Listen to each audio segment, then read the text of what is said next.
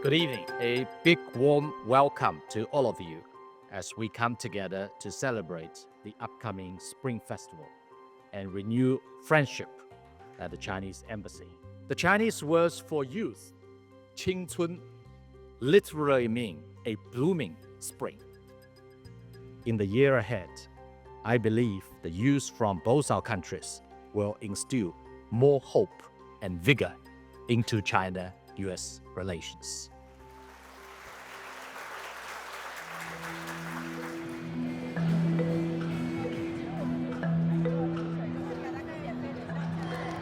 Hi, my name is Ilaria Luna, and I'm a senior at Sybil Friends School here in Washington, D.C.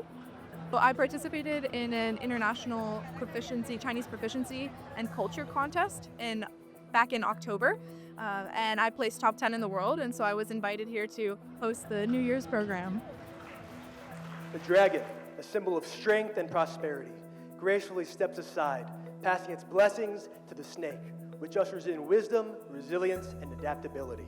I'm your host, Adam Snyder. And I'm your fourth host, Ilaria Luna.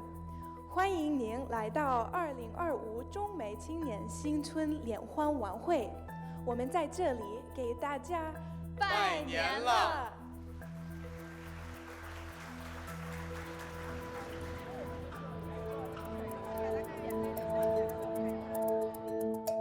I started learning Chinese just because it was so different from the other Romance languages that I had begun learning. And now I've kind of fallen in love with it, and I really hope to take it far and get really good at it. Some of my closest friends are actually Chinese students, and their parents like when I talk with them in Chinese. It's a good opportunity for both of us to speak Chinese.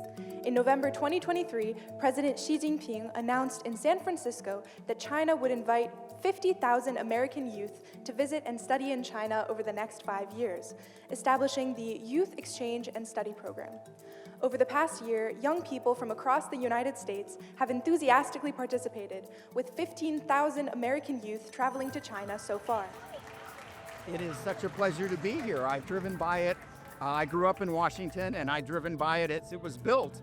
So it's a pleasure to see it from the inside. It is a very impressive building, and I'm looking forward to seeing everything in the Chinese embassy. My family was immigrants from Eastern Europe, and my father, from a very poor background, became a diplomat and visited China about nuclear energy. And my daughter followed in my father's footsteps and worked in the State Department, the Foreign Ministry as well. My wife and I had each lived overseas, and she had been an exchange student in Costa Rica in Central America when she was in high school. And we still have 3 kids. And somebody we knew said, "How about an Italian girl to live with you?" And we said, "Why not? Okay, no."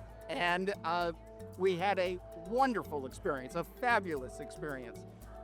Just the nicest kid possible. And so we've continued. We're also the emergency family, that when somebody needs a place to go. So I think we've had 35 kids live with us. Everybody should do this.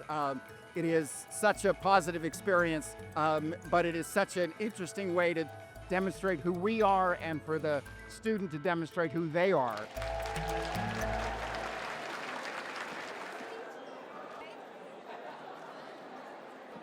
I'm an exchange student here, and sometimes we can communicate both in English, but we still have some the cultural things. For example, we usually have some little treats when we have some special festivals, and some people will ask, "Oh, you would do this on that day?" I say, "Yes, that's our tradition." And they say, "Oh, I would also like to learn something from here. That's really interesting." The snake, it can mean a lot of things. So first, you can follow its shapes, so its shapes can change everything, right? So it means that very flexible and very elegant. We must transcend those barriers and the conflicts. Just like the snakes, we go sometimes up or go sometimes down, and we need to work together, and we need to try to work out the solutions together.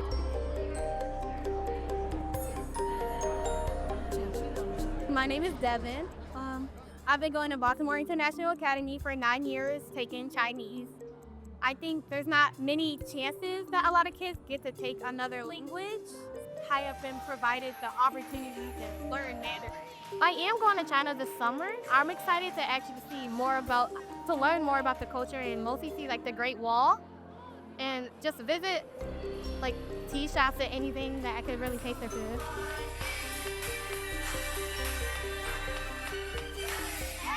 Kids attend our school from kindergarten or first grade, and we have like 100% target language in the classroom.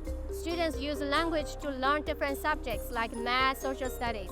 So they're expected to be fluent in reading, writing, speaking, listening by the end of 8th grade. You know, this year we just took a group of student field trip to China in spring break. We visited our sister school in Zhejiang province, and we immerse ourselves in the Chinese school and experience their daily schedule. We also get to visit to a tea museum, and we experience a lot of culture and language environments in our trip. I think it's a very important program. We are building a bridge. Our goal for our school and program is educate our students to be a global ambassador in the future. I think every year has something special, and going from the dragon to the snake, you know, one of my co-hosts, Adam, said, you know, the snake represents adaptability, and that's something I'm very passionate about. That's one of the traits that I value most in myself, and having, you know, the ability to just kind of deal with whatever circumstances thrown your way, and to, you know, approach it with a smile and with confidence, and that's what I hope 2025 will have. Dear friends, this week we saw the first snow in DC for this year. Chairman Mao Zedong, the founding father of the People's Republic of China, once wrote in his poem, "With flurries of snow returns spring." When we look back at 2024, we will find that on the ice-clad rock, rising high and sheer, a plum flower blooms sweet and fair. Looking ahead, we are more confident that in 2025, when the mountain flowers are in full bloom, she will smile in their midst. The year of the snake is around the corner, and spring is not far behind. May the youth of our two countries join hands to usher in a beautiful spring for all.